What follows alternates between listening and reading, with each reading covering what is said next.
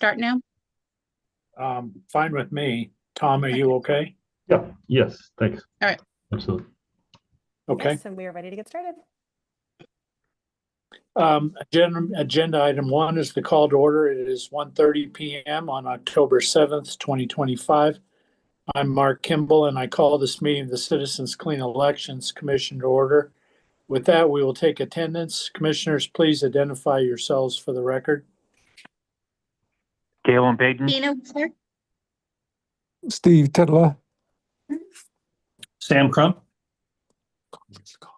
Thank you. We have Conference call. all 5 commissioners present, so we obviously have a quorum. Item 2, discussion and possible action on Hector Jaramillo, 2024 legislative candidate, repayment order issued March 2025, and Office of Administrative Hearings, case number 25-01-CCE. Commissioners, our first business item is our March 27th, 2025 repayment order against Hector Jaramillo. Tom has a brief outline of the circumstances, but he is requesting that we vacate that order. Tom? Thank you, commissioners. Kathy, if we were able to get that slide up, I think that would be help me a little bit with talking through this a little bit. So yeah, okay. All right. So hopefully what y'all can see there is a timeline of where we are to try to put us in try to put this in some perspective.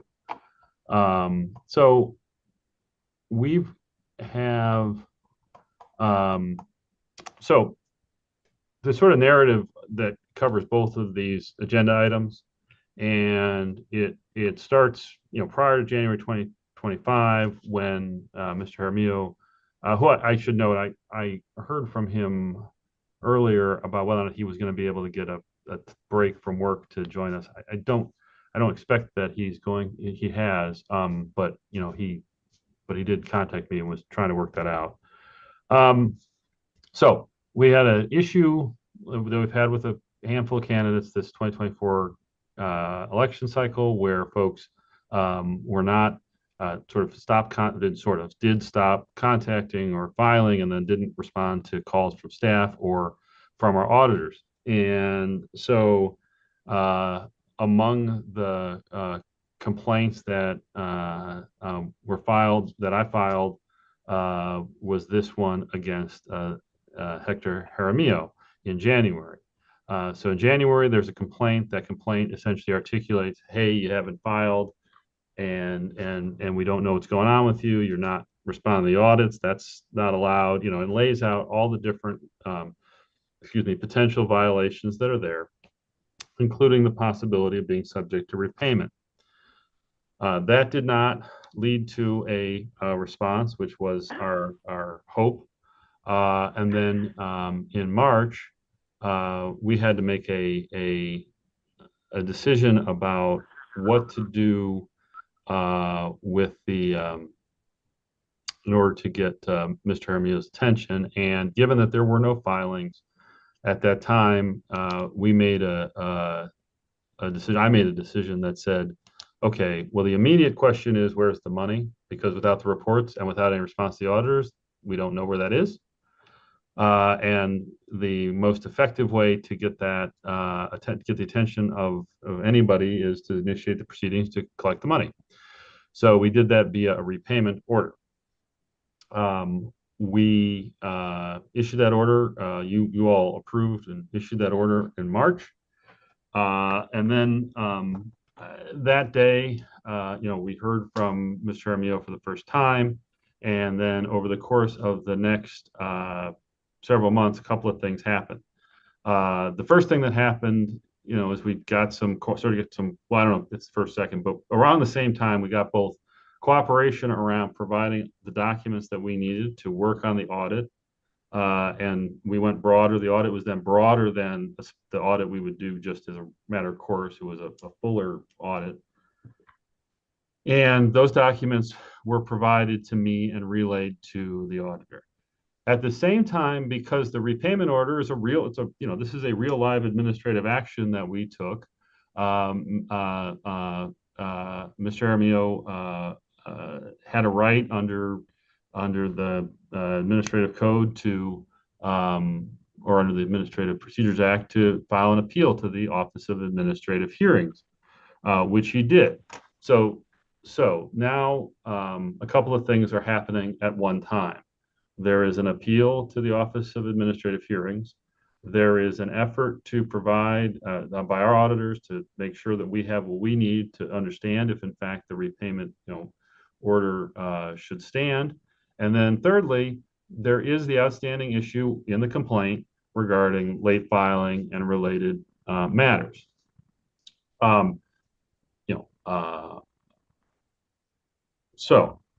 We get through, we're on a track where the auditors are working, the OA proceedings are proceeding, and we are start working with Mr. Jaramillo on a conciliation that would, because this was the draft conciliation that we have, we offered and later withdrew from consideration, that would have wrapped up the filing issues and the repayment and the repayment issues, and that conciliation would have dismissed the OA appeal. It would have dismissed that case because we would have withdrawn in that conciliation, we would have withdrawn the repayment order. We would have assessed a fine for the late penalties and other matters that were contained there, and it would have resolved both issues, both the repayment order and the penalty issue that we had. August, we had the storm hit our camera, and that actually matters here because at the end of October, I have, along with the attorneys that are working with us on the appeal, a report due the Office of Administrative Hearings on the status of the repayment order. So now we've completed the audit work. We are, as staff, satisfied that the repayment order is not something that we would want to be defending on appeal because we asked for, given we had no information, we asked for the entire amount of money back. We now have an audit report says that doesn't justify asking for money back, right? And so we can't make a report as a practical matter to the ALJ that says, hey, we're still working on this, but because that would imply that we still have a position to defend the repayment order on its terms, right? So our goal was to have a conciliation that consolidated everything and dismissed the appeal, imposed the fines, and moved on. August, we lose that month because of the storm knocking out our camera. This is a thing that happens. And so now we're in a position where we need to bifurcate these issues. And procedurally, what my view is that what the right thing to do here is to, get rid of, to vacate the repayment order because we're not going to pursue repayment. And then we have another agenda item where you will be, assessing whether or not there is reason to believe there's a violation on the fine issue. That's a step we were, going to, again, avoid by virtue of the conciliation had we gotten that done. But again, because we ended up with this kind of oddly compressed timeline where we're going to have to report back to OA before we resolve the case, it just is, it's a cleaner record for us to work on these matters as staff to be able to communicate to the Office of Administrative Hearings what we need to communicate there, and then we can continue to work on the penalty aspect of these matters. So that's the big picture.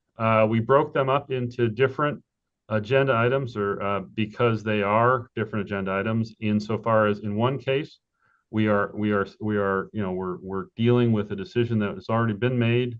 That in view of the subsequent cooperation, we now know that repayment order is not something that we would have imposed had this information been provided to us in a timely manner.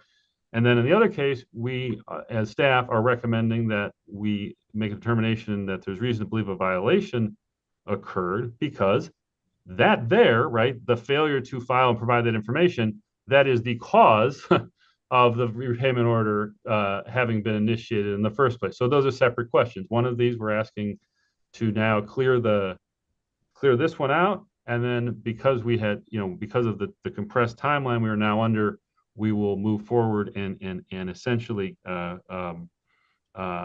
move forward with the fine aspect of this in that separate agenda item. So that's the broad overview. But the bottom line is that once we receive the information from Jaramillo about his bank accounts and the like, we were not going to sustain a repayment order, and because of the mishap with the technological mishap, we lost this month. So that means that losing that month means that I was going to have to go back to OA, and I can only represent to OA what I can fairly represent to OA ethically. So that's what it is. It sounds complicated, but it's really in this part, and you'll have to make a substantive determination in the other agenda item. But this particular part is really in many ways procedural and necessary in order for us to feel comfortable moving forward to actually get this case done. And if we were in a setting where we had a single judge, we would do this in a phone call where Mr. Jaramillo would have the opportunity to appear if he chose. I would be serving as an attorney, and you all would be serving. There would be one judge, and we'd be done in very quickly. But obviously, because of our obligations under the open meeting law and other things, we have a much more sort of elaborate, if you will, process for doing this. So that's the upshot of where we are on item one. I'm not sure if there's specific questions that you all have. I think that about sums up what I have to say about it. So I'm happy to, Mr. Chairman, to answer any questions anyone has. Okay, thank you, Tom. Does anyone, any member of the commission, have any questions for Tom? Just for the record, is Mr. Jaramillo present, or or one of his representatives present? Okay. So is there a motion from some member of the commission to vacate the repayment order?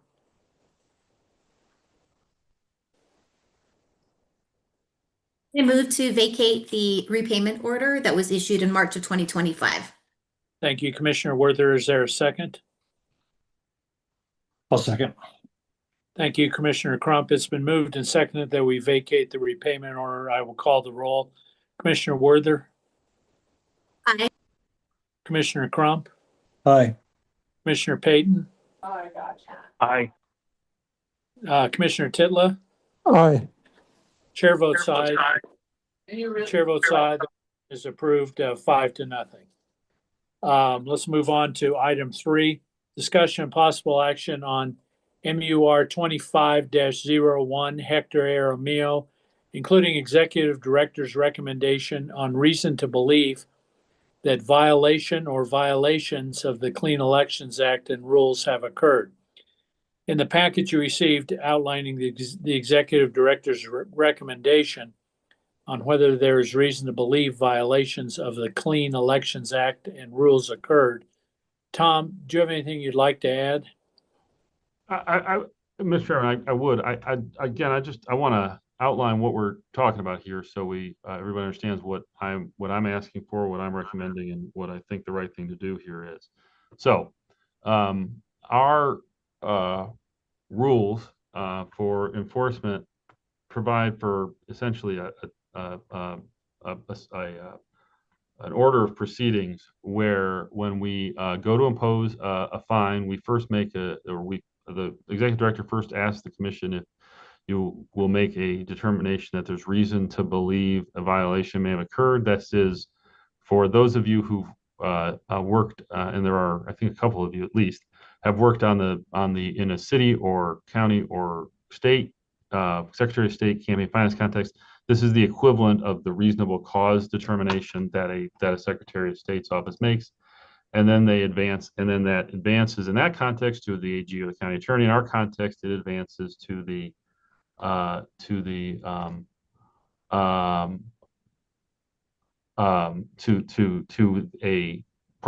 briefing phase, and then essentially a penalty phase. So as I said earlier, I made a decision early on this year to pursue the repayment order first in the hopes of making sure we got a handle on where this money was. We were in a position where we were proceeding in a way that we thought we would be able to wrap all this up in one package. We had the August meeting mishap, and so now I think in order to ensure that the commission has an opportunity to review this case and draw ultimately, put us in a position where we can resolve this case. Certainly, we're asking you to approve the memo essentially, and the reasonable cause, a reason to believe determination that's in there. Again, the issues here are principally filing. So this is a candidate who, once they sort of got their they received funding from the commission, they stopped filing reports. They weren't responsive to efforts by our auditors and staff to get a hold of them, to respond to our questions, to respond to the basic audit they were required to submit to. And as you can see outlined in the document, that meant that these reports were substantially late. And additionally, that the candidate was not responsive to questions from commission staff or auditors, as they're both required to by rule and statute and by the agreement that they sign in order to be a participating candidate. So those are the basic facts. So we're not at a place where we're asking you to sort of, this is not a judgment yet. This is a reason to believe a violation may have occurred. We do believe we meet that standard, and so we would ask that the commission make that determination. And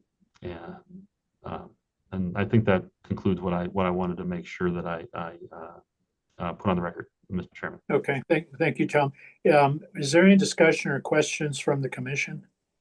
I have a question. Yes, Mr. Crump. Tom, if we were to approve this today, when would we expect to have this matter back in front of us? Sure. Mr. Chairman, Commissioner Crump, that's a good question. So there's a couple of different avenues. One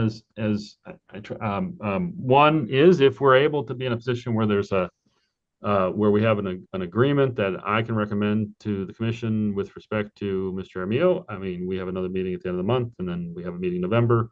I mean, I would like to do that.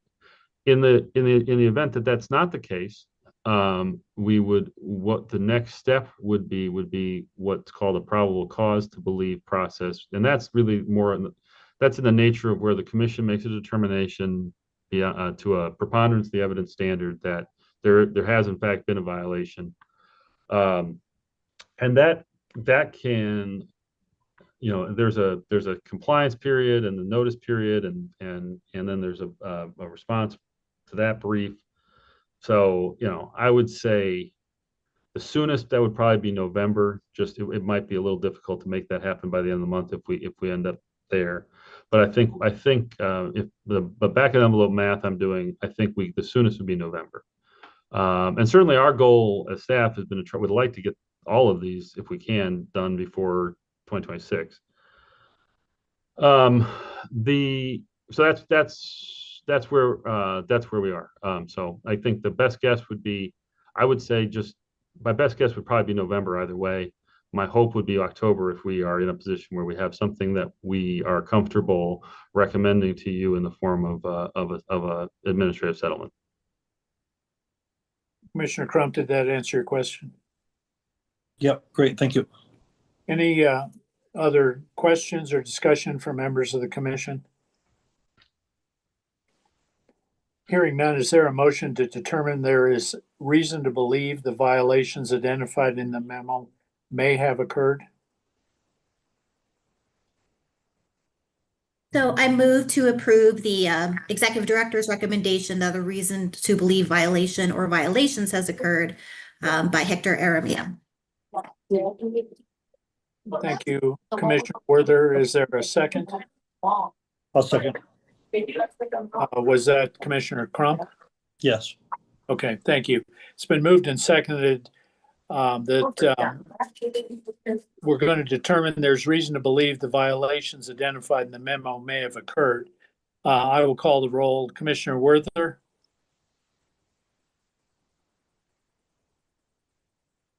Commissioner Werther, can you hear me? Yes, aye. Thank you. Commissioner Crump? Aye. Commissioner Payton? Aye. Commissioner Titla?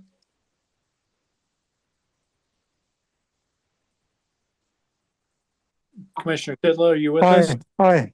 Thank you, Commissioner Titla.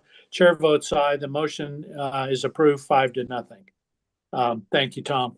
Thank you. Item 4, public comment. This is the time for consideration of comments and suggestions from the public. Action taken as a result of public comment will be limited to directing staff to study the matter, rescheduling it for further consideration, or responding to criticism. Please limit your comments to no more than 2 minutes. Does any member of the public wish to make comments at this time? Or anyone on Zoom wish to make comments? Kathy, no one raising a hand? Correct. Okay, thank you. The public may also submit comments by email at ccec@azcleanelections.gov. Item 5 is adjournment. At this time, I would entertain a motion to adjourn. I move to adjourn. Thank you, Commissioner Werther. Is there a second? I'll second. Thank you, Commissioner Crump. It's been moved and seconded that we adjourn. Commissioner Werther, Aye. Commissioner Crump, Aye. Commissioner Payton, Aye.